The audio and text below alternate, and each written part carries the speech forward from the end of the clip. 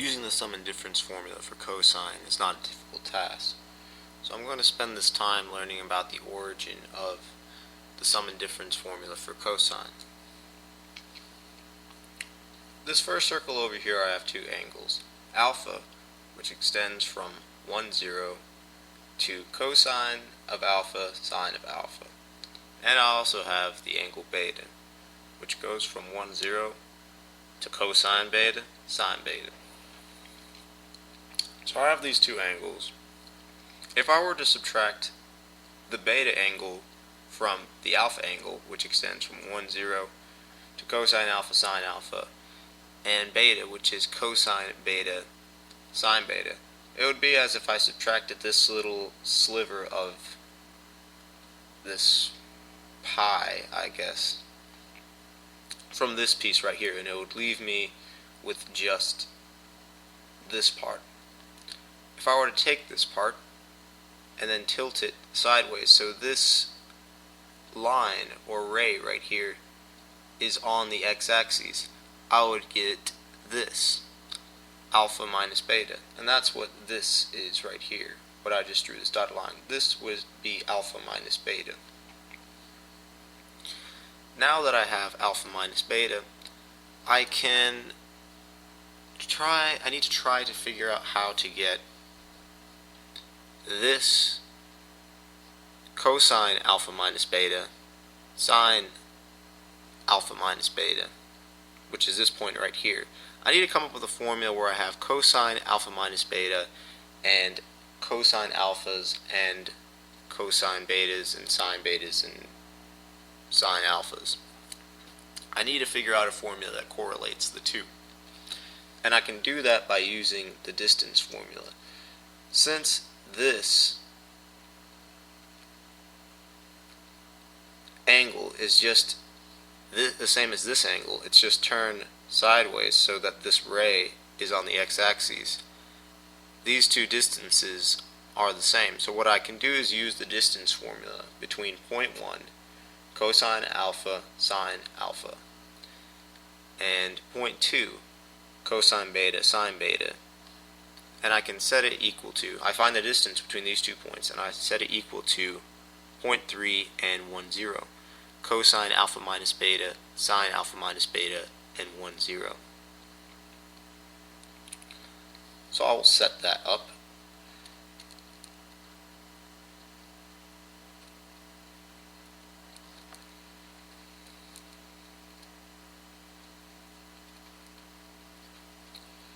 And it doesn't really matter which point is point 1 or point 2 because it's a distance formula. And it's going to be squared, and therefore whatever that is, that difference is going to be, it's going to be positive.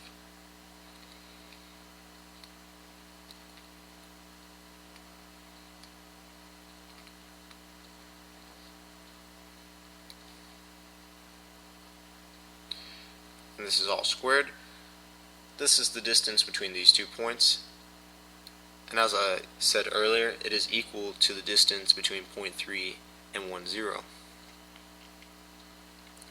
So the distance formula for this second set of points is going to be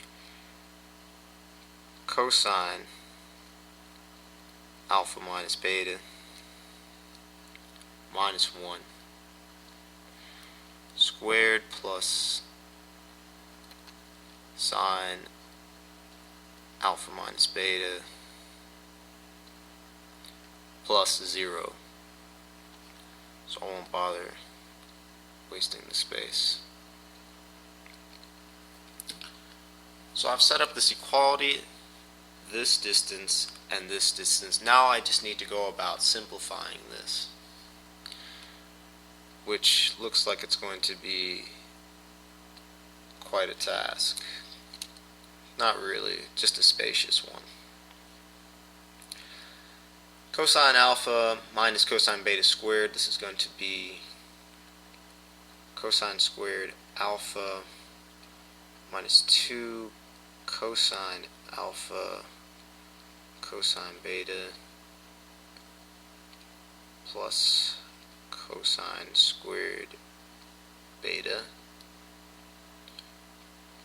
plus Same thing for the sines. Sine squared alpha minus 2 sine alpha sine beta plus sine squared beta.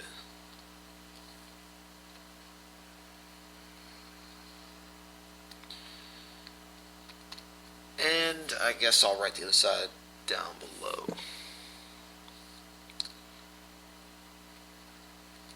Cosine squared alpha minus beta, and what else? Minus 2 cosine alpha minus beta, and then plus 1. And sine squared, well, that was an easy one.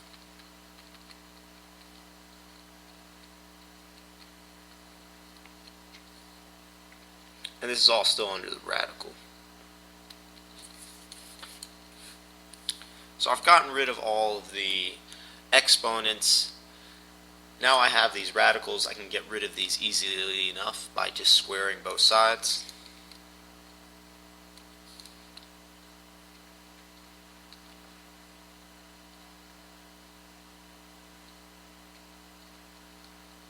I guess the key for me here is just to make sure I copy everything down correctly, otherwise it will be all for nothing and it will take me forever to figure out where I messed up. Cosine squared beta plus sine squared alpha is 2 sine. Maybe I should have just copied and pasted this.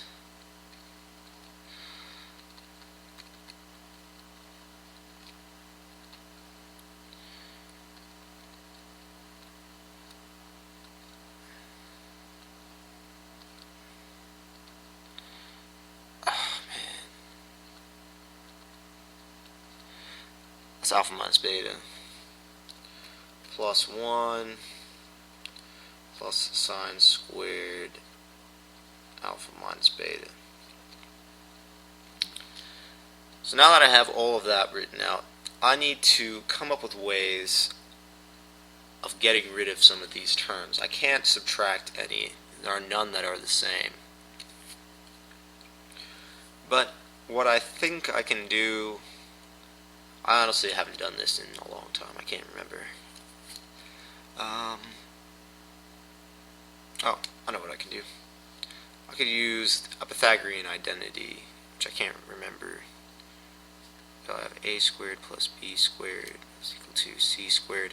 If I divide out by c squared, I get a squared over c squared plus b squared over c squared is equal to 1.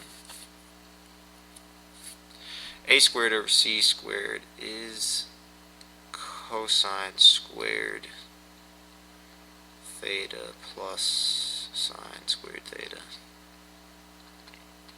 is equal to 1. So that's an easy way of getting some of those identities that are kind of annoying to remember. Actually, this is probably the easiest one to remember, but honestly, I don't remember any of them. I always have to figure them out. So where can I apply this? I have a cosine squared here, so I could subtract sine squared over to the other side. And if I did that, I would get minus sine squared plus 1, which would eliminate this sine squared over here. So I would be eliminating this cosine squared by replacing it with cosine squared is equal to theta is equal to 1 minus sine squared theta. So I could replace this cosine squared over here with this, and that would eliminate this as well. So that's convenient. Or actually no, this is the beta. It would eliminate this. So I could do the same thing for this cosine squared beta. Then it would get rid of this sine squared beta, and I would just be left with 1. So I'd be left with 1 here and 1 here when I replace this in here and this in here, except in one of them, instead of theta, I'd have alpha, and then I would have beta. And I suppose I could do the same thing for the other side. Cosine squared alpha minus beta, I could replace cosine squared theta with cosine squared alpha minus beta, and that would give me 1 minus sine squared alpha minus beta. And that would eliminate this, and it would leave me with just 1. So I'm just going to do that all at once. There's no way I'm going to write this a million times. So I should get a 1 here when I substitute cosine squared alpha with 1 minus sine squared alpha, and cosine squared beta with 1 minus sine squared beta. These will be eliminated. These terms will be eliminated, and I'll be left with 1 for each of them, because it's 1 minus sine squared. And when I replace this term with 1 minus sine squared alpha minus beta, I'm going to eliminate this term and be left with 1. So let me see what kind of remainder I get after I complete this. I guess I might be able to squeeze it all in here. So I'd have minus 2 cosine alpha cosine beta minus 2 sine alpha sine beta, and I would have the 1 here and the 1 here, which would leave me with positive 2. Yes, the sign is going to be positive, plus 2.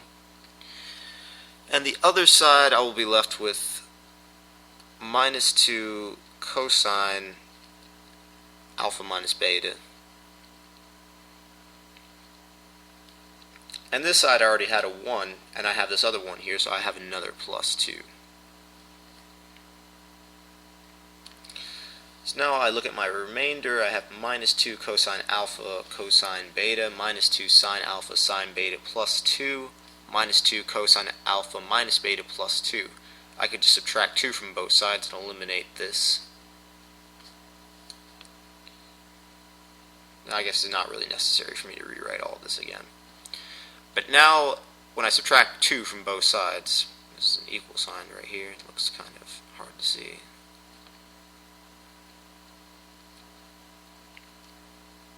Now that I eliminate the 2 from both sides, I see that all of these have a minus 2 in common. So I could just divide by minus 2.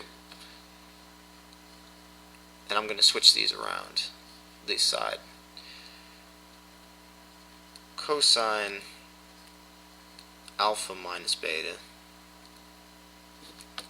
try to close parentheses, so that's this side, is equal to cosine alpha cosine beta plus sine alpha sine beta. And this is the sum and difference. Well, this is the difference, but the sum is easy to get, just using the properties of even and odd functions. So this is the difference formula.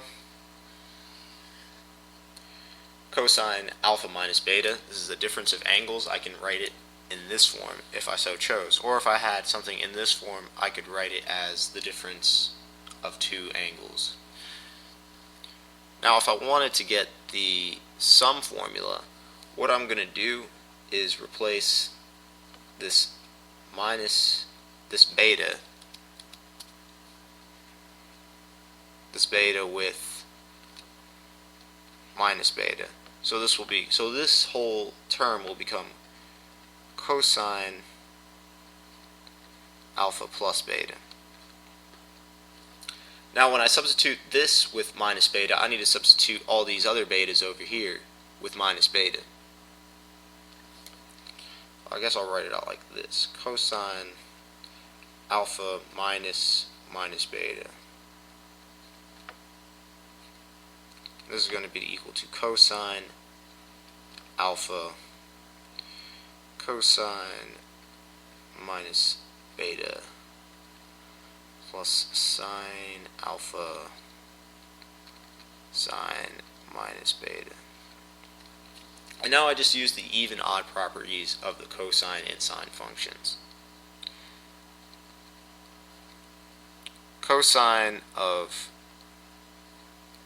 a minus theta, or a negative angle, is equal to just 2 cosine theta. Sine of a negative angle is equal to minus sine theta. So I just use these properties to rearrange the difference formula by substituting in minus beta. So this is going to give me cosine alpha plus beta is equal to cosine alpha. Cosine of a negative angle is still just positive cosine, so cosine beta. And now the sine of a minus of an angle is going to give me a negative sine. So it's going to change this whole term into a minus. So minus sine alpha sine beta. And this is the sum formula.